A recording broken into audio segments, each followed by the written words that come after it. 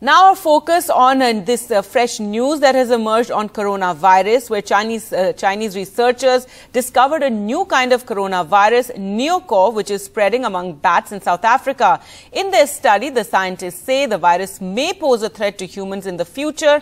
The World Health Organization has said that NeoCov coronavirus discovered by Chinese scientists requires further study. They say they're aware of these developments, but for the moment, there need to be more studies to find out what the risk is to humans. Well, to talk more about this, we're joined by Dr. Subhash Salunke, Member National Task Force on COVID, Senior Advisor, PHFI, also Professor Dr. Neeta Ramesh, Senior Medical Oncologist, Apollo Specialty Hospitals, Chennai. Thank you so much, doctors, for joining us this morning. And Dr. Salunke, first to you. There's been a lot of sensational headlines around this news. It's talked about this new coronavirus and how deadly it's going to be for humans. If you could explain to our viewers just what this discovery is. Good morning, Gagi, and thanks for giving me an opportunity to speak to audience. First and foremost, I am so delighted that in a very short span of time, a virus which is going to, or variant of the virus getting developed in South Africa, picked up by China, and WHO is giving warning signals, and that too happening literally in 24 to 48 hours. Entire world comes to know this is something very, very positive sign that global cooperation is taking place. This particular virus, which we know it's one of the zoonotic, kind of a variant of the corona, and this is primarily a virus seen in the bats, and these bats are the ones which are developing or which are primary source of this particular virus. However, and this is also related to what we call as a MERS, or the Middle Eastern Respiratory Syndrome virus, which once upon a time, that was about 20 years back, created havoc and created a panic in the world. So there is definitely a concern whether this variant is likely to jump the species from bat to the human beings, and will it become another serious potential for the pandemic. So that is the concern, and which is a very rightful concern. Even though people at this juncture need not get unduly panicked, because there is no evidence that it has already jumped the species barrier. It has not happened. But the chances cannot be totally denied. Even though they may be remote, the chances cannot be denied. And from that perspective, I feel the care and the precautions that are being suggested by WHO or that are being suggested by the technical bodies, whether CDC and others, that is something which we need to take it very seriously. This virus is this new development or new variant is an indication that we cannot afford to say that, okay, this particular pandemic is going to be over next in few months or say year, and then we could consider that it is over. No way. Now, the zoonotic diseases in last 20, 30 years have given so many variants, viral variants or viruses, that this is going to eventually become a very serious potential threat to the humanity. And from that perspective, every nation, everywhere, we need to develop the public health capacity, including virological investigation capacity, which unfortunately in our country is not paid attention to that extent that it should have been done. And I think this is a warning signal for everyone, including our own country, that please do not ignore public health capacity building of this country. No, very critical one. I think that's the big lesson that we are getting out of this. Yeah. Right, from the pandemic. Dr. Neeta Ramesh, your view on this, because I think people are getting confused. They feel that this is a new variant of the coronavirus that's currently causing the pandemic, but this is a whole new coronavirus. And if you could just explain to us, and like Dr. Salunke said, that right now it's good that we know about it, we can get prepared, but this is not some sort of imminent, immediate threat. This is a virus, basically couple of things. The data is not published in a peer-reviewed journal, so we are not sure about the authenticity of this particular virus. It has only come in a website called BioRix, based on which the Chinese, the WHO, and even the Russian agencies are warning the government. So first thing people need to know, it is not published yet. Secondly, it is a type of a virus which has only affected animals. It's a zoonotic disease. There is a potential threat might come to human beings. for which we do not know, we don't have the data for human infection.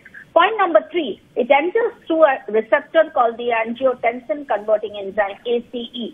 We saw the Delta virus in India when it affected, it did go through the ACE and had caused some cardiovascular problems. So that is another threat, but we do not know whether the virus will affect human ACT2.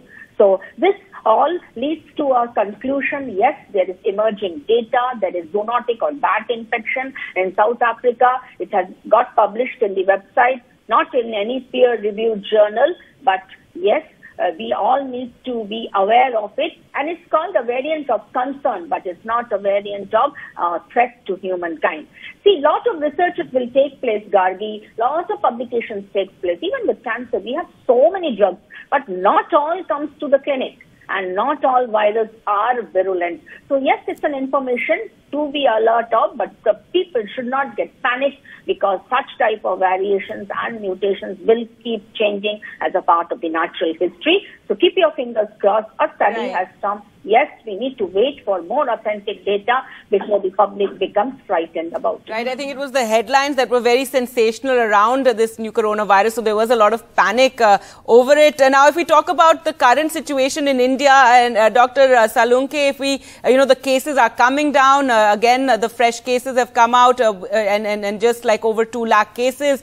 So can we safely say 2,35,000 cases? Can we safely say now that we're seeing a plateau of the third wave and the worst is behind us? We've seen the peak? I think as far as the country is concerned, certainly we could consider that plateau is taking place. However, country of the size of India, it is very difficult and it is improper for us to take nationalistic or national level view. It has to be at the, comparatively lower, that means in the states, district level. So localized developments are going to be extremely critically, need to be evaluated critically and acted upon. So for example, now you have stated, also in Maharashtra, the deaths have gone up, and Kerala, the deaths have gone up. Cases have come down, positivity has come down, but the deaths have gone up because there is definitely a lag period. So under the present circumstances, we shouldn't get, as if things are getting hunky-dory and we should forget about it. Sorry, you cannot forget about it. At least till the time we are going to reach that particular level nationally, let us consider that we are still not out of the woods. Please do remember, we need to follow the basic precautions and COVID-appropriate behavior. There are some people talking about no mask. I think that will be unwise. Please don't do that. Unnecessarily congregation, unnecessarily giving opportunity for virus to multiply, giving opportunity for virus to also develop into a further variant. Look, right now we have Delta variant ongoing as well as Omicron. So do not why do we need to take such risks? Right now we know the strategies. These strategies are proving to be useful. So let us follow that at least for next few months. We are not out of the woods. Right, and continue to be careful. Final comments, Dr. Anita, on this and the fact that, yes, there is a lag in cases. So while cases are coming down, we're seeing a high number of deaths, 613 deaths, fresh deaths in the last 24 hours and a backlog of some 200 deaths added from Kerala. Yes, see, the number of new cases is not a true representation of the cases in India as per the ICMR guidelines, and we are not testing many people, which we were doing first and the second wave. So the number does not reflect. Okay, maybe the positivity factor can be taken into, it is still high, it's more than 10, you showed 13%, but in some states it is 5. Yes, deaths are there because remember, all cases are not Omicron. Maybe 80-90 is Omicron. The remaining is the previous virus, the Delta, which has caused cardiovascular complication, does have thromboembolic manifestation, does involve the lung. Yeah, even yesterday I had 2 cases with lung involvement. Today I got a report of one patient, 62% lung involvement, admitted in a government hospital. So yes, that Delta variant is still there and that may be the cause of the death. So not to underestimate it, yes, deaths are more, maybe the Delta is that. Omicron might not have caused the death, but then there are other unrelated or non-related issues to the death of these viruses. So it's to be taken, the figures has to be reanalyzed and sub-analyzed to give us this thing. But my thing is there may be a light dip in the cases, but then there are a lot of cases which don't get picked up because we have new guidelines as per ICMR. All right. Well, thank you so much, doctors, for sparing your time and joining us on the program this morning.